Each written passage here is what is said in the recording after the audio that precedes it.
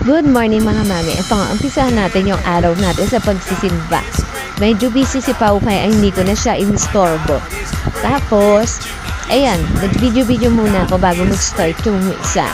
Kasi Father, ayan, nag-picture-picture sila kasama ng mga sakristan niya. And then after ni Father mag-misa, ayan, si Brother Bo Sanchez naman yung nagsalita. Maganda yung mga sinabi niya, marami akong natutunan. Huwag tayong magmadali sa buhay. Parang in God's perfect time, ibibigay niya ko ano man yung para sa atin. Hayaan na natin si Lord ang maplano ng lahat. Tapos ayun nga, si Richie, nag-aasarang kami. Kinuha ko yung heart dun sa likod ng pouch niya. Tapos, ayan, bukas sara nung sa taas ng pouch niya. O diba?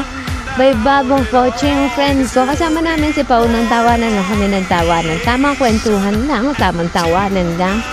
Tapos, ayan, happy lang.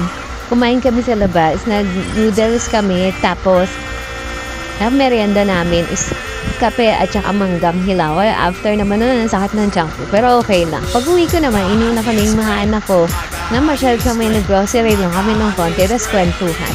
Yan yung mga message galing kay Lord na nakakatuwa na.